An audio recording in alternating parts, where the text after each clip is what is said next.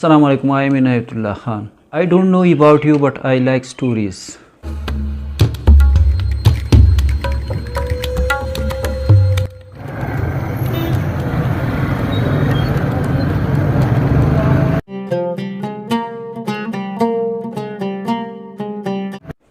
तो अपनी स्टोरी की तरफ बढ़ते हैं। जब हम गुलशन चौक में खड़े होंगे तो राइट साइड पे जो रोड जा रहा है वो जा रहा है मकान बाग चौक को। तो आज हमने आपको मकान बाग की स्टोरी सुनानी है।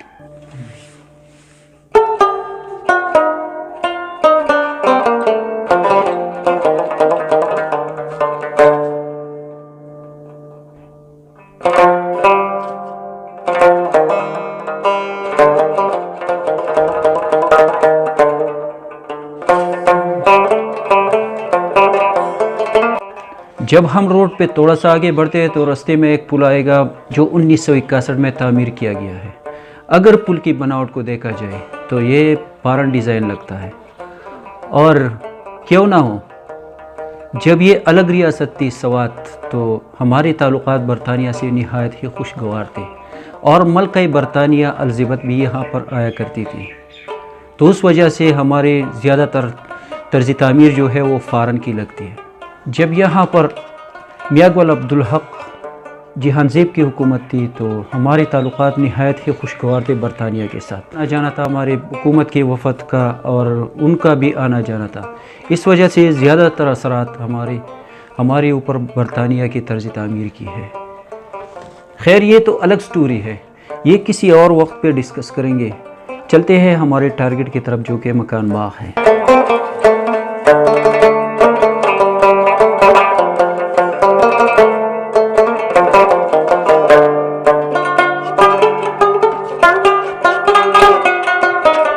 बाग के बारे में नहायत ही खूबसूरत स्टोरीज़ है, लेकिन इस मौका पर मैं एक ही स्टोरी सुनाऊंगा आपको। जब सवात अलग रियासत थी तो यहाँ पर जंगें हुआ करते थे दिर वालों के साथ, और बाकी जो लश्कर आया करते थे यहाँ पर हमलावर होते थे और हमारे फौज की लड़ाई होती थी उनसे।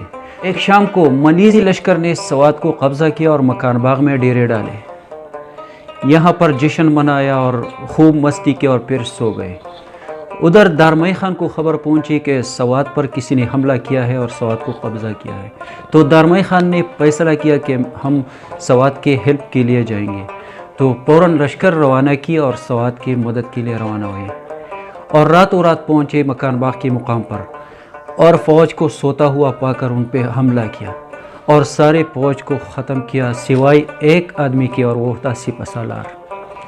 सिपहसालार को गिरफ्तार किया। सुबह हुई, बादशाह साहिब जो कि उस वक्त के हुक्मरान थे यहाँ पर, मियां गुल अब्दुल वदूद बादशाह साहिब, तो सुबह हुई तो सिपहसालार को उनके हवाले किया और उन्होंने गिरफ़्तार किया।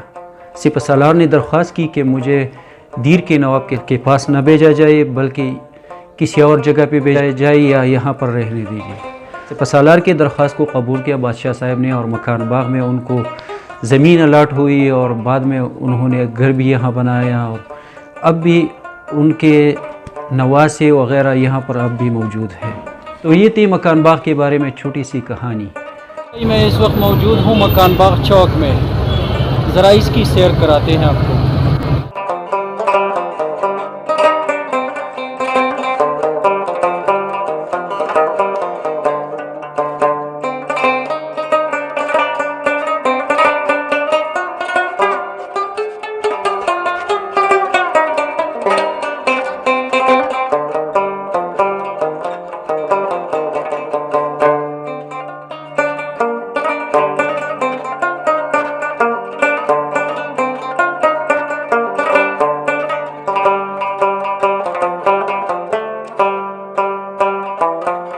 सारी वीआईपी लोग यहाँ पर आते हैं शॉपिंग करने के लिए।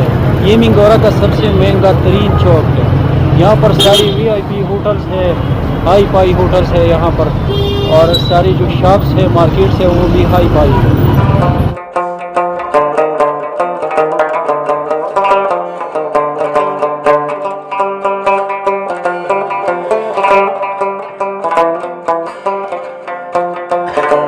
ये जो पीछे आप सीधा देख रहे हैं ये जा रहा है सेदू शरीफ को, तो मैं वापस जाना है निशात चौक को।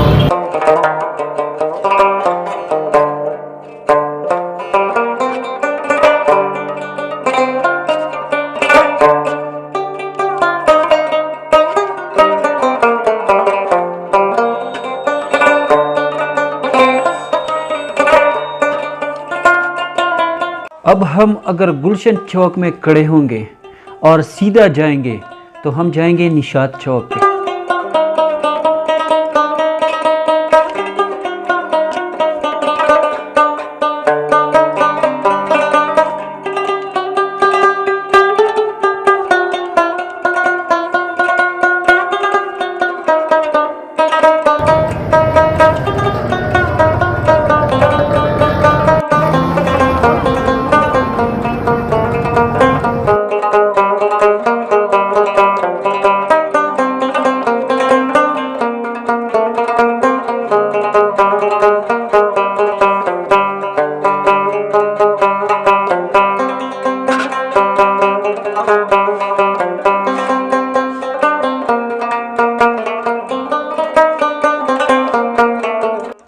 निशात चौक की भी अलग अलग कहानियां हैं, लेकिन एक कहानी उसकी ये है कि जब से ये चौक बना है तो उस वक्त से यहाँ पर फंक्शंस हुआ करते हैं, जश्न मनाते हैं लोग। जब ये रियासत स्वात था तो यहाँ पर जश्न मनाने की रिवायत थी और उस वक्त से लेकर अब तक यहाँ पर जश्न मनाए जाते हैं।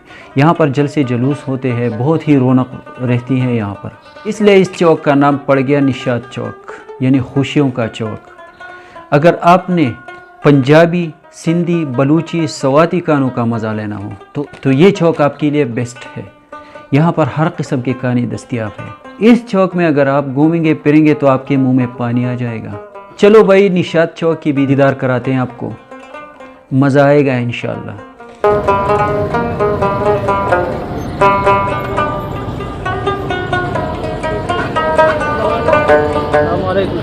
नाम क्या है आपका? अच्छा, कहाँ से हो? इस्लामाबाद। अल्लाह का शुक्र है। इधर से मुझे एक 1.5 साल हुए, बड़े भाई को इधर 8 साल हो गए। वो नहीं करते।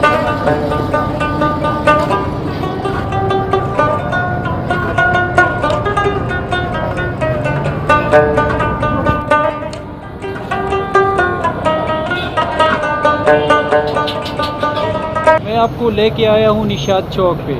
निशात चौक पे जब पहुंच जाओगे तो आपको महसूस होगा कि या तो पंजाब को उठा के यहाँ पर ले आए हो या आपको यहाँ से उठा के पंजाब ले गए। यहाँ पर सारे बिजनेसमैन जो है ज़्यादातर पंजाबी लोग।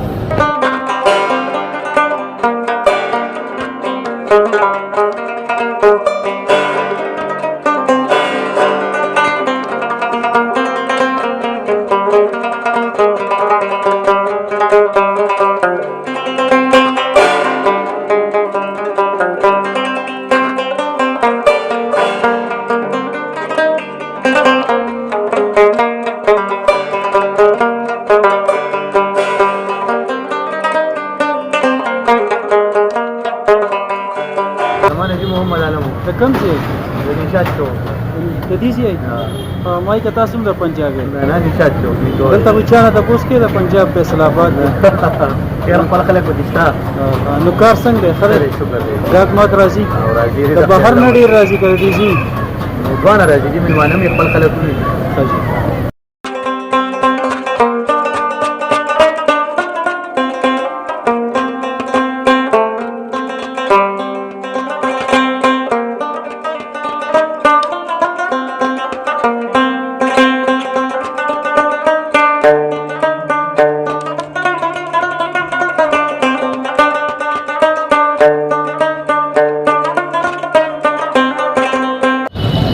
पंजाब का टेस्ट आपको यहाँ पर मिलेगा स्वाद में, ये गारंटी है।